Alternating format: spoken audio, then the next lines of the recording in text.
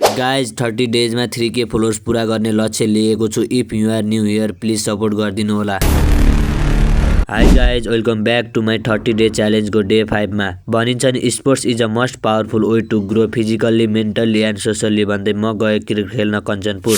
So हामी भने ग्राउन्डमा पुगिसकेका थियौँ, तर उनीहरू भने अहिलेसम्म पनि ग्राउन्डमा पुगेका थिएनन्। भनिन्छ नि नेपाली टाइम हो, आधा 1 घण्टा त केही फरक पर्दैन। एकैछिनमा उनीहरूको एउटा प्लेयर आएर पिच सफा गर्न थाल्यो। पिच सफा गरेपछि हामीहरूले एकछिन वार्म अप गर्यौं। टस भने उनीहरूले जितेका रहेछन् र हाम्रो ब्याट फर्स्ट भयो। And now game start. First ball dot भयो। दुर्भाग्यको कुरा सेकेन्ड बलमै हाम्रो विकेट जान पुग्यो। टिमलाई प्रेसर बढ्न थाल्यो। नयाँ ब्याट्सम्यान क्रिजमा इन्ट्री भयो। उसले पनि खाली ब्याटलाई हावामा घुमाउन थाल्यो। त्यसले गर्दा झन् हामी पुरै दबावमा गयौं र पहिलो ओभर विकेट मेडन हुन पुग्न गयो। हाम्रो टिम पुरै दबावमा आयो अनि क्रिजमा भएका ब्याट्सम्यानलाई सिंगल डबलमा ध्यान दिन पठायौं। उनीहरूले पनि बिस्तारै सिंगल डबलबाट रन जोड्न थाले। गेम भने 8 ओभरको थियो, जसले गर्दा हामीले हिटिङ गर्नुपर्ने भयो। ब्याट्सम्यानले हिट त गरे, ओ नो हावामा गयो, तर ओ थ्याङ्क्स गड क्याच ड्रप भयो नि। त्यसपछि अर्को साइडबाट पनि हिटिङ सुरु भयो। यसपालि भने ब्याट र बलको राम्रो सम्पर्क भयो, जसले गर्दा पुरै 6 आयो र उसमा कन्फिडेन्स लेभल पनि हाई भएर होला उसले उल्टो सुल्टो शट हान्न सुरु गर्यो, तर ब्याट र बलको सम्पर्कै हुन सकेन। हामीले 8 ओभर पुरै ब्याटिङ गरेर मात्र 61 रनको टार्गेट दियौं। मलाई भने यो रन कम लागिरहेको थियो, किनभने टेनिस बल क्रिकेटमा यो रन त चेजेबल नै हो। उनीहरूले ब्याटिङ सुरु गरे। 48 बलमा 61 रन मजाले चेजेबल नै थियो र उनीहरूले धैर्यतापूर्वक ब्याटिङ गर्दै चेज गरे।